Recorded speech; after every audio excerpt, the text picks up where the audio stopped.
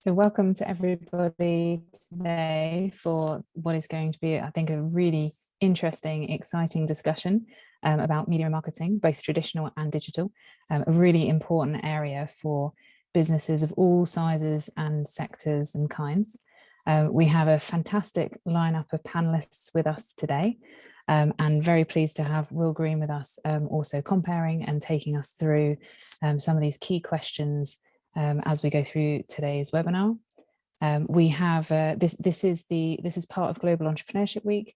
We are now in the 5th Global Entrepreneurship Week for Guernsey, which is very exciting, and a whole array of events continuing on this week, available through the Digital Greenhouse website.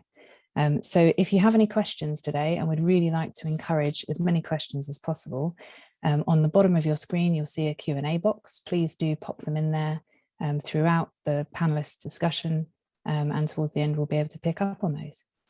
Excellent. So thank you very much. Will, I shall pass over to you. Great. Thank you very much, Lucy, and welcome to everyone today. Yeah, great event, great panelists. So thank you very much for joining us. As Lucy says, my name is Will Green and I'm the business editor of the Guernsey Press. Today's event is all about the customer and how you engage your customer effectively. Nicole Culverwell, Director of Black Vanilla, and Rachel Baines, a Business Development Manager at IT Channel, joining me on the panel today to talk media, marketing, and communications, and how different platforms and channels and strategies can reach and engage your customers. The panel is going to speak first, and then we'll open up for questions. Within this webinar, as Lucy said, you can post questions as well for us to answer. So let's get started. Nicole will start, then Rachel, and then me. So hand over to Nicole now.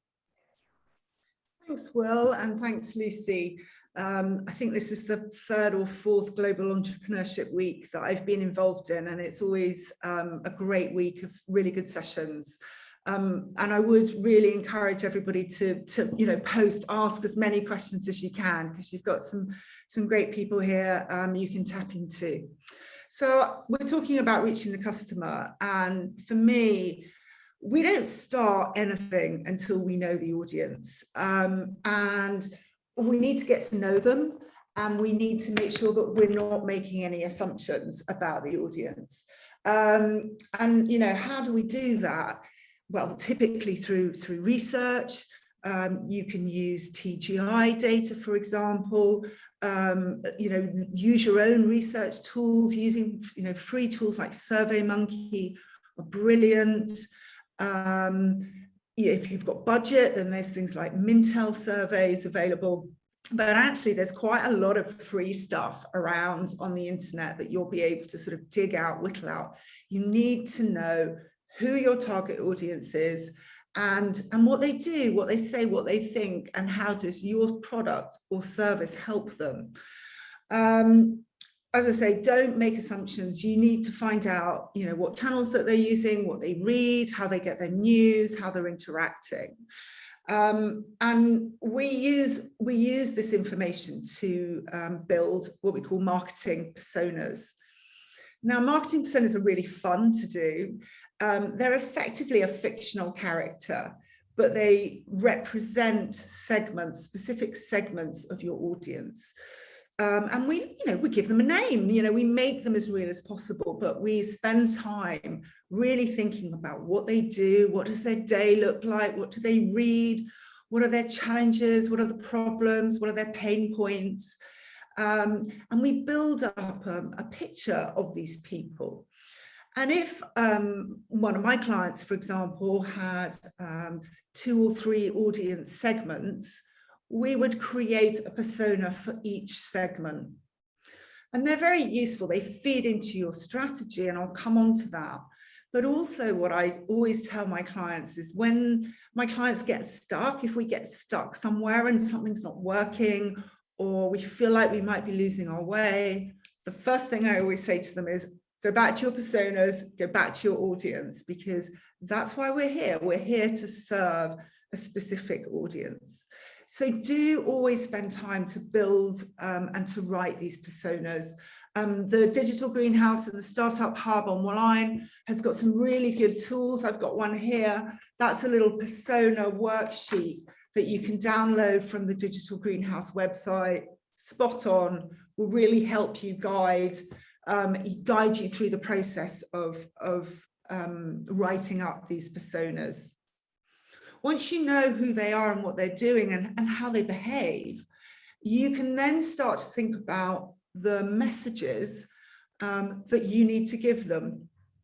So key messages are, to me, the cornerstone, or one of the cornerstones of really good strategic communications. What do you want people to remember about your brand?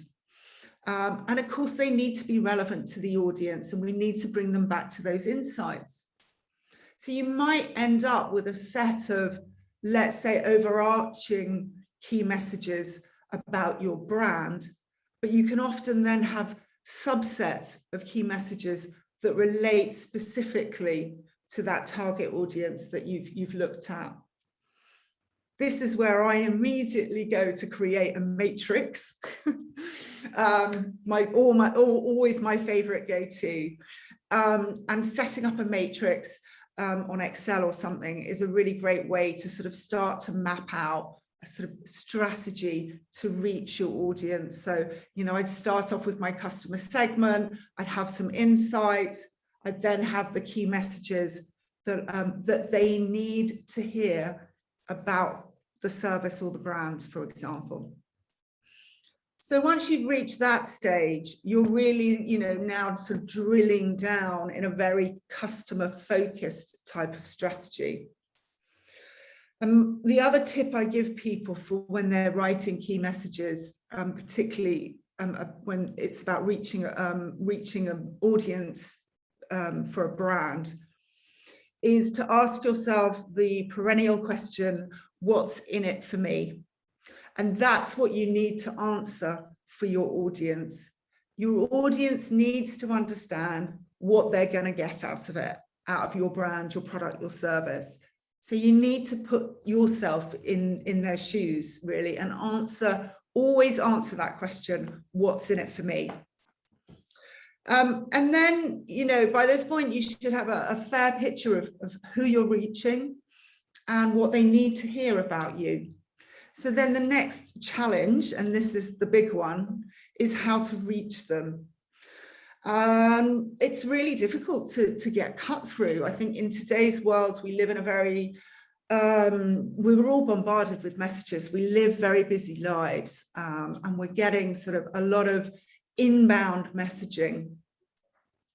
And I think one of the best frameworks that we often work with our clients to help really think carefully about your ways of reaching your audience is a framework that's called PESO. And PESO stands for paid, earned, shared, and owned. So paid, things like advertising, the type of coverage that you're paying for, advertorial sponsorship. The good thing about this kind of tool is that, you know, you're guaranteed your messaging, you're guaranteed your timing, you know where you're at, you know it's going to go in. And then earned, things like editorial. Will is going to talk to you more about that in a minute. But editorial brings a lot of credibility to your brand, so it's doing a slightly different job. It's harder to get, but because it's harder to get, you have to earn it, and it's super credible. And then shared, you'll all be familiar, social media, but also things like shared review sites, Trustpilot, those kind of things. A great way to build relationships with your audience. And then the final one, owned, that's your own channels, that's your website, that's branded clothing, it might be branding on a car, anything that you own and control. And you can use the PESO framework to develop an integrated campaign that will reach your audience. And we know that people have to see something, a brand, between 5 and 7 times before they even really become aware of it.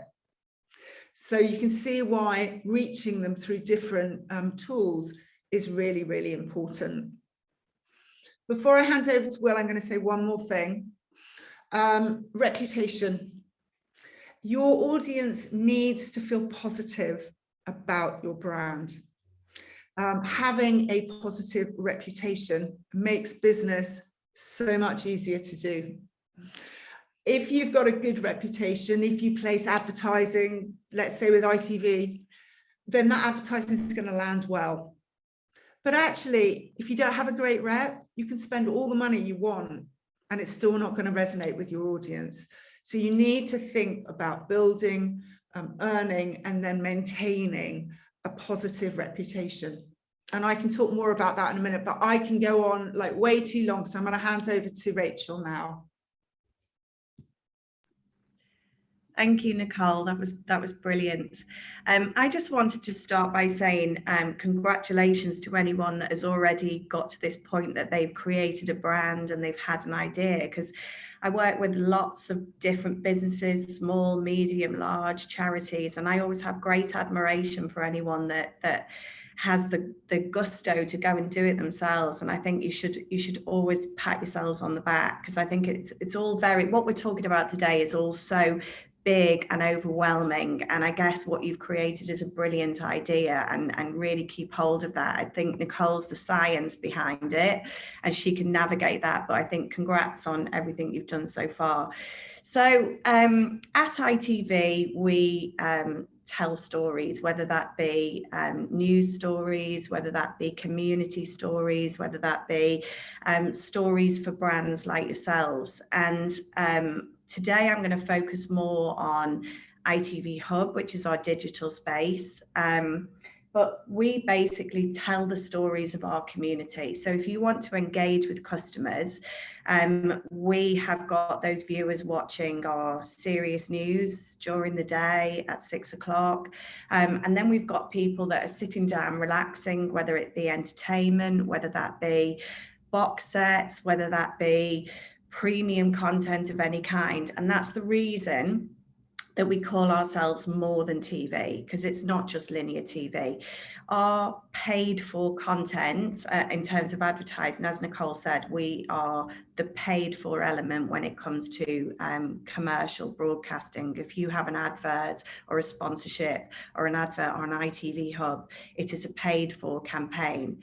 So our content lives on linear TV, on laptops, on desktop, on mobiles. So if you want to reach your customer, you can reach them whether they're watching on a bus, whether they're watching in their bedroom, whether they're watching in their lounge, whether they're watching on their own, whether they're watching in a shared experience like a football match, or whether they're watching a drama with the family. Or so our customers are, your customers are watching some kind of TV and some kind of ITV on a daily basis. And that's why we say you can reach people everywhere. So what comes with that is often the fear that it's going to be very expensive, or it's going to be a really intimidating process. And so ITV Hub is actually incredibly affordable. Our cost per 1,000 plays of your advert is, if you want to reach any possible person in Guernsey watching ITV Hub, we charge £35 for run of sight. So that advert can be played anywhere on ITV Hub. So that's any possible programme. And then if you want to say, be more specific, so if you want to be seen in every top 10 program that somebody's watching on ITV Hub, it's $38.50. So it's incredibly accessible for small brands like yourselves. We always say that TV is very prestigious and it's very trusted, because we go through a stringent process of making sure that what you say about your brand is true, it's believable. We can't make any claims that can't be substantiated. So we would take you through the objectives and the brief, and we would understand, as Nicole said, who is that one customer, who is that particular customer, who's that profile, and what are you trying to say to them. So things to consider when you're trying to reach your customers: are we raising our brand awareness? Do we just want people to know who we are? Are we trying to sell something to them? Are we trying to communicate offers? Are we trying to tell people about the good work that we're doing within the community? And we can lead on to that more within editorial. Are we trying to educate people? Are we trying to challenge consumers with the existing product or service that they're used to using? Or are we trying to fix a problem? And just this week alone, if you tune into ITV Hub and ITV, you'll see local brands. So we've got an estate agent that just want to celebrate their brand. They're a Pan-Island estate agency. We all know what estate agents do, and it's a real brand commercial. Or then we've got, Guernsey Cheshire Home that want you to donate money to the Cheshire Home, and you could win something. Or starting tomorrow, we've got a really interesting app, tech-based app, which is for domestic violence. So if somebody unfortunately experiences domestic violence, you can take a picture of a bruise, and you can take a picture of a bruise on this app, and it will capture it, and you can then share that with the police. So that's a really serious message that we're conveying in an advert, but we're sending people to an app, and we've got a QR code within that commercial.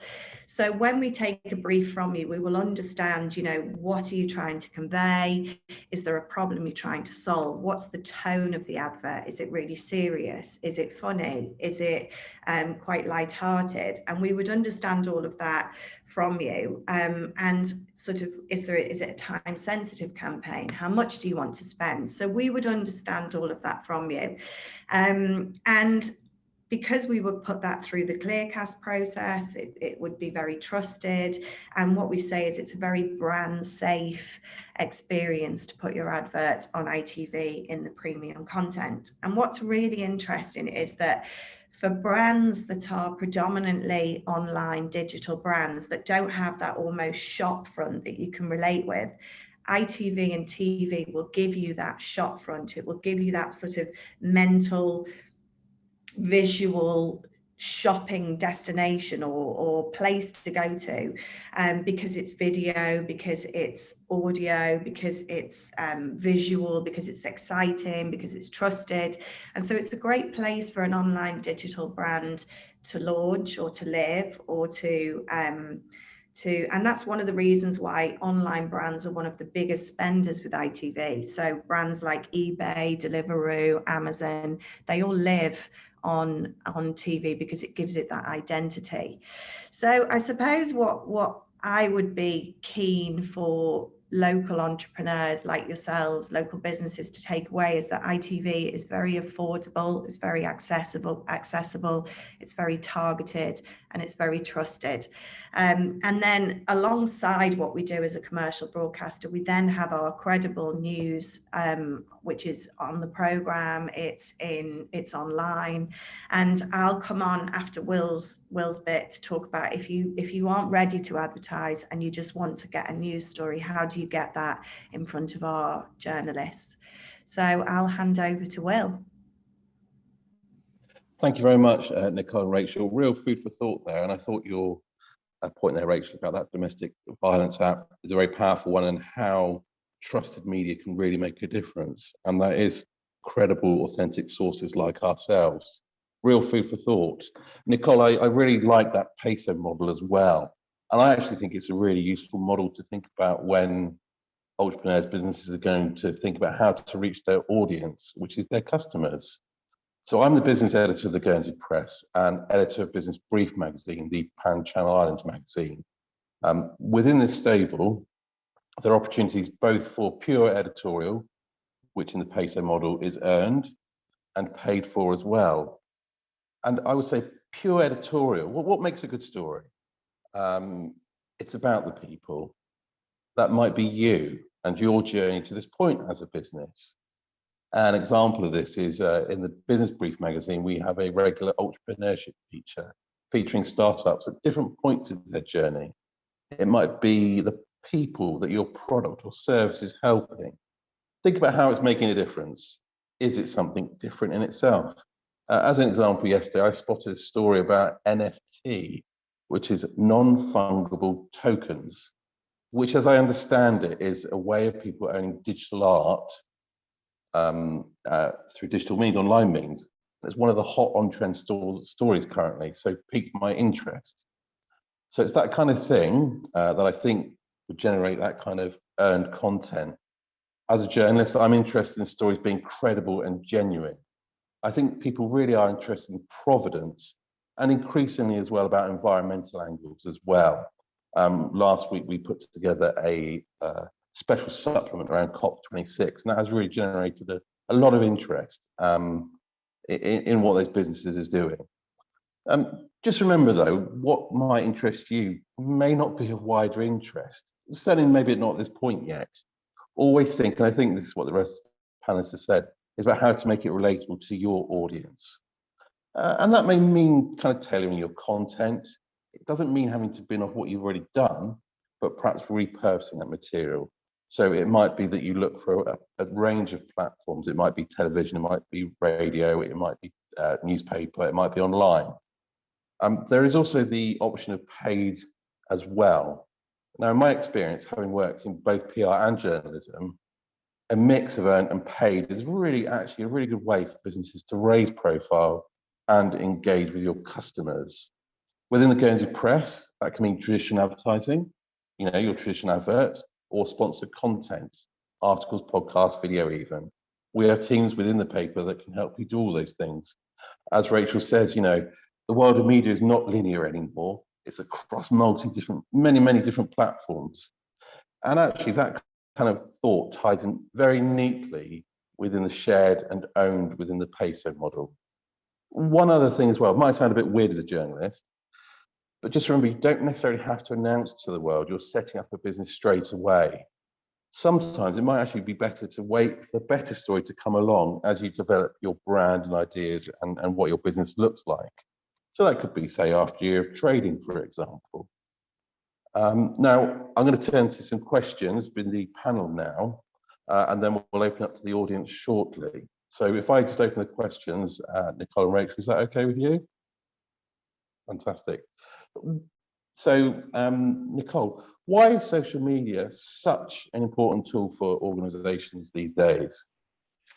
Well, I mean, social media has become it's integrated into the fabric of our lives, actually. But of course, you know, different people use different social media channels for different reasons. So going back to, you know, why we're here today, knowing your audience and knowing what they're using, what channels they're using, and why they're using it is really, really important. But the other thing about social media that I think sometimes gets forgotten is that it's a really, really great place to listen and learn and hear what your audience wants, needs, cares about, you know, what they're talking about. And you can feed that kind of intelligence, if you like, back into your positioning, back into your messaging. You know, you can find out what people are saying. You can use that information to refine your product or your service. And you can certainly use that information to monitor the sentiment. We talk about sentiment in PR and you know, what people think and whether they're, you know, they feel good about you or not. So really, it's a two-way street, social media. And Rachel, what's your feelings and thoughts about social media within the ITV Hub? And I guess, you know, if someone has a great advert, that will be picked up on social media as well. Absolutely. And it's really interesting what you say, Nicole, because I think, you know, if you get feedback, if you have a new product or service and you've got feedback from customers, I mean, that would make a fantastic piece of content for your advert. I mean, we've got a national brand that have basically changed their positioning when it comes to bills and energy suppliers, and their whole advert is the feedback they've received from customers, and it's so real, and the customer at home can see that I think it's more tangible because so and so down the road said this about that brand, and I think it makes a really real commercial. So you know, I mean, we as a broadcaster have our Twitter channels, we have our Facebook page, we have our Instagram page, we have all of these platforms because we know our audience are on there as well, and so when we have interaction in the studio as to what someone thinks about a news story, that's done because it's instantaneous, isn't it? You can get customer feedback, but I also understand that it can be a massive undertaking for a brand to just do that alone. I don't know whether you've got anything to share, Nicole, on kind of how a brand manages that. massive. Yeah, for sure. Yeah, it is a challenge, Rachel. You're absolutely right. So what we always say to people is, don't go mad. Pick one channel to start off with. Pick one social media channel. Pick the one that you feel your audience is primarily using. Get that going, do that well, and then you might need to launch a second or even a third channel. So that's the first thing, is that you're better to do one and do one well than do two or three and do them badly. So that's the first thing. The second thing is get organized and really look at content and a channel strategy. So a channel strategy will look at how you are using each of the social media channels, why, and for reaching which elements of your audience, and really break it down. So how you might use Twitter, for example, very, very different from how you'd be using Instagram. Totally different. So figure out how you're using the channels and why you're using them. And then the second thing is a content strategy. What are you going to say on these channels? Super important, because if we don't plan this out before we know it, we've gone off track. We're just sharing any old stuff just to make sure that we've done a post for the day. You've got to plan it out. This is where my lovely matrices come in again. Pull together a matrix, pull together a calendar, and think about the topics and themes that relate to your brand but are relatable to your client audience. So get organized. What would you say? I think actually, Rachel, you make a very good point there about the need for brands to be authentic, credible, genuine. And that feedback point is a really powerful one, actually. You see that quite a lot of branding companies now. It's not necessarily the product per se, it's what people say about that business. Nicole, what would you say about blowback on social media? How do you deal with that? Do you answer every single thing or ignore it? No, and every situation will require a different response. It's quite hard for me to be specific, actually, to that question. But so first of all, yes, social media, things can really blow up on social media. It can make or break, reputations. We've seen it happen. And how social media interacts with traditional media, so on your side and also with television, is fascinating, really interesting, because you're getting stories from social and then you're posting your stories on social back. So the interplay is really, really interesting. But how you might deal with a problem on social is, well, first of all, listen, look, stop, don't panic, see who's saying what. And then you can kind of triage your response. So I'll give you an example that I obviously can't be specific, but it happened to a client of mine the other day. Somebody had said something, really negative on social media about something, and they were really worried. Well, the first thing I did was to look at who had posted the negative thing, and they had 10 followers. So really, the reach of that negativity is going to be quite low. I'm not dismissing it, but at this point, it's a watching brief. You're just going to keep an eye on it. You can never respond to individual social posts, but you may need to put out an overarching post which explains your position on something. But you'll be able to shape the messages that you're posting by looking really carefully at what's being said. So use it to shape your response and don't panic. Thank you. I think that's very good advice, actually. You talk a bit, Nicole, about personas and no way you should be reaching them. What else is important? And actually, I think there's a question for Rachel as well, in developing campaigns for your clients as well. What kind of matters once you've got that persona sorted? Shall I jump in, Rachel? I think once you've got that persona, that sort of second stage is key messages. It's knowing what are your unique selling points. What do you want to say? What do you want people to remember about your brand? And being memorable is not easy. And that's why, you need to repeat, and we use different channels, and we go back to the peso campaign.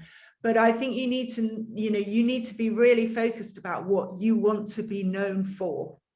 And once you know that, and you know who that audience is, you're halfway there. Where people go wrong is where they don't know their audience, or they think that their audience is everyone. It won't be ever.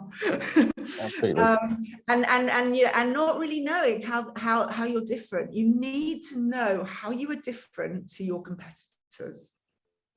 Okay, and Rachel, what would you say from your perspective about how you build a campaign for your clients? I think the best thing you can do is keep it really, really simple. I think sometimes there's, it feels a leap of faith. You're spending money, you want to say and do everything in one advert, and you end up throwing so many balls at the viewer that they don't catch any of them. Just keep it really, really simple. Who are we talking to? What do we want them to do, and why should they do it? And don't try and reach the entire world. Just who is that ideal customer that can use your service, and how should they use it? I mean, we always fall into, we have a lot of people, can I put my telephone number? Well, people aren't going to write your telephone number down. They're probably not going to call. The first thing they're going to do is go to Google and find you. And that's also a great way to measure a campaign, because we all sit watching television and entertainment now. And if you're watching it on ITV Hub, you're a click away from searching what that website is. So I don't know whether there's any discussion here about websites, Nicole, in terms of like that's the shop really, isn't it? Digital shop front. Yeah. Absolutely. You're absolutely spot on. The first thing, if I've seen something on TV, or I've had a conversation with someone and they've recommended, the first thing we all do, all of us, is Google, is to look it up, and we're looking for a website, or we're looking for some other digital footprint, like a Facebook page, an Instagram page, for Twitter. And of course, the social media channels perform very, very well in search. So I talk to my corporate clients a lot about LinkedIn, because it will, if it's done properly, it performs incredibly well for search. So absolutely, having a sort of a good digital footprint is really important. And it goes back to the point that I made earlier. If you don't think you're going to be able to keep up with social media and keep up regular posting, then take it right down to what you can achieve. We don't want people to see something on TV, go to look you up online, and they can see Facebook, and the last post you did was, 2020, October 2020. That is not good. And we talk a lot about sort of digital hygiene, digital brand hygiene, and making sure wherever you might appear online is up to date and does you service, makes you look as good as you possibly can do. And it's really important. But equally, that's where super credible editorial stories will come into play, because if you've, let's say, had a story with Will in the Guernsey Press, for example, or one of the other channels, and that will perform very well for search for you. It's a high ranking website. So if you've got done a piece with Will, somebody Googles you, that's going to come up high in the search bar. Credible, trusted, will really build trust in your brand. So it isn't just, being in the paper, let's say, or a moment in time. It will carry you forward for some time. Absolutely, Nicole, and there's a very interesting example of this. It's not necessarily an entrepreneur story, but I think it's relevant to show the power of media when you have a powerful story. There was a Chamber of Commerce event where they had a main speaker. The initial speaker was from a charity looking to rehabilitate former offenders. That's the story I actually found perhaps more pertinent, more relevant, because of recruitment shortages. We wrote that in the paper. I mean, it had over 20,000 reach on Facebook, that story, picked up by other media. So that's just a small example of, if you've got a great story, it's going to really fly very well. Rachel, I've got a couple of technical questions, if I may. if a company doesn't have a budget for advertising but has a news story, how do they go about that ITV? And if they do go for the commercial line, who produces that commercial? So sadly, I have no influence on editorial because my job would be a lot easier if I did, because the two are very, very separate. And so our newsrooms are looking for newsworthy stories. And it's not just a newsworthy story, we need it to be in pictures. So what a lot of businesses tend to do is they send a press release, there's all this great content in there, but there's nobody available to be interviewed, and there aren't any pictures that go with it.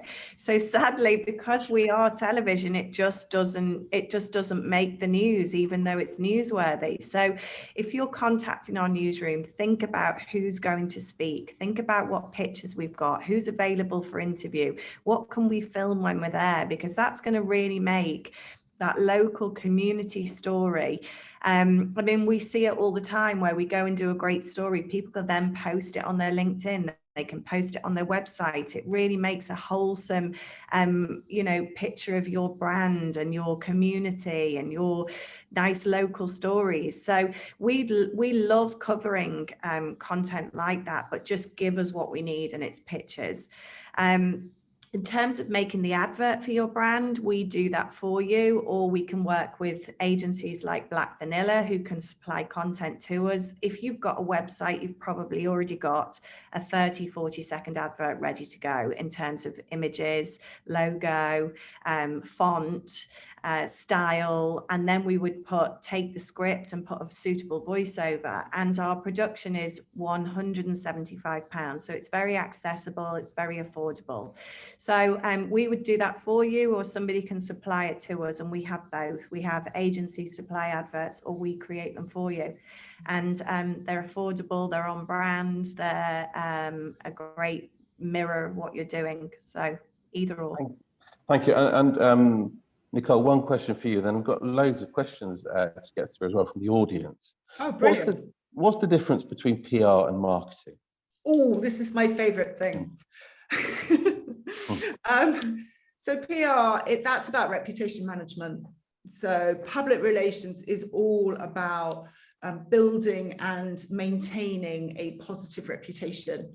And reputations are formed not by the brand itself, they're formed by what people think about you and what they're saying about you. And they're formed through, generally speaking, they're formed through how you perform, so service, how well your product works, etc. And then how you behave. So as a corporate or a brand or as a business, how you behave. And of course, there's greater scrutiny on both of those nowadays than ever before, which is brilliant. And it's about trust. Trust has come up loads today. When you've got a good reputation, people trust you. When you've got a good reputation, another store is going to stock your products. Someone's going to recommend you. You're going to make a sale quite easily. So PR is about building and maintaining that reputation, whereas marketing is much more focused on sales. And it's, that's what the end goal is. So the two kind of overlap. There's a lot of overlap between them, and they generally need to work in synergy. But the end goal is slightly different. Okay, let's go turn to thank you very much for those great answers. Let's turn to the questions from the audience. The first one is, and actually, Rachel, I think you've answered this really succinctly in terms of the TV. What does a press release look like, and how do I best develop a captivating story for traditional media? Now, I'm going to suggest Nicole goes first, and then maybe me. Okay, so a strong press release needs to know what the story is, and it needs to know where it's going. So for example, how I might write a press release for regional media is very different from what we might be saying for a national or for trade or industry media, for example. And you need to get to the point as quickly as possible with a press release. I want to see that first line getting straight to the heart of the story. with you know the basic questions then you need to answer, which are generally speaking as simple as, you know, what, who, how, when. It needs to be able to answer those basic stories and really get to the heart of what the news nugget is. So it's got to be credible, it's got to be genuine news. It can't be overtly commercial, because otherwise it's not news. And Will, you know, you can share a lot more on what makes a great news story. But yeah, a press release, you know, you've got to know where it sits, and you've got to get through the story in an efficient way. Journalists are super busy. They get a lot of materials. They get a lot of press materials. They don't want to have to work their way through and not understand what's going on until they get to paragraph 5. So yeah. Absolutely. And from a kind of traditional media, print media, you've got to make sure, I think all the things that Nicole said, actually, Rachel, are totally right. I think you also need some strong quotes, and they're fairly high up as well. And Rachel made a really good point, is if the journalist wants to take the story forward, you need to put your contact details on there and say who's available for chat, video, all that kind of stuff. I had a press release recently where they didn't put their titles on. There was a person named, but they didn't even say what they did. So, you know, that kind of makes the story a bit confusing because you don't know who the person actually is. So small things like that. I have a particular bugbear about the word delighted. I think it's probably overused in truth. But I think the points Nicole makes are actually a very, very good one, actually. I would also say perhaps don't be upset if the journalist turns your story around. They may spot a different angle on that story. It's not that your story is not bad or good. It's just that they think probably the one is going to be more eye-catching. And actually, that's probably a good thing because your brand is then going to get out there in a more effective way. Rachel, is there anything else you wanted to add? I think also think about the time scale that, you know, if we have to set up interviews, if we then have to film it, if we have to slot it into next week's program, if it's a nice human interest and finally story, and then we have breaking news or we have a COVID outbreak or something happens, then you're going to get further down the running order for the program. So is somebody available next week as well as this week? You know, just consider all of those things. And I work with the newsroom and I hear the phone calls, and they're setting up interviews and stories throughout the day. And, you know, just be available, just be there, make it easy for them. You know, I mean, I was watching the story about the Guernsey jumpers, La Tricoturne. It was a lovely piece about, you know, you saw them making them, you saw 2 or 3 people from the brand being interviewed, you saw, you know, the stitch on the jumper, you saw an article on Vogue. You know, it was like a really lovely piece with so many visual elements to it that I think you just have to bring as much to the table as you can. Absolutely. And Nicole, perhaps, and Rachel actually as well, how best do you leverage film to boost your brand awareness? Yeah. So we operate nowadays in from a media perspective. We call it text plus. So effectively, you know, we're not just sending out a text press release anymore. Film is incredibly powerful. It's very powerful on social media, but it needs to be short. If you're doing something for social, it's got to be subtitled, because often people are looking at it and not with volume. So you've got to subtitle. But it's very useful for social media because it grabs our attention. And also, because picture, it's still true, you know, a picture can tell 1,000 words, you know, that remains, you know, a fantastic image could make or break a story for Will. And 100%. yeah, you could have a weak story, but actually an amazing picture, and then it might become a picture story for Will. And it's very similar with you know, the thinking around it. It's very similar for film. We can tell a story through film, and as humans we like stories, and you know, we can simplify very complex messages as well using pictures or other visual tools. So film is very useful, but also I would give audio a massive plug as well. And simple audio recordings, brilliant for your website, brilliant for social media. Podcasts, fantastic. People can listen to them while they're doing something else. You know, you can be doing the ironing, emptying the dishwasher, and still be listening to a great podcast. So it's truly text plus. Film, audio, visuals, graphics, animations are all tools that you've got to have in your communications armory nowadays. And Rachel, what's your take on that question?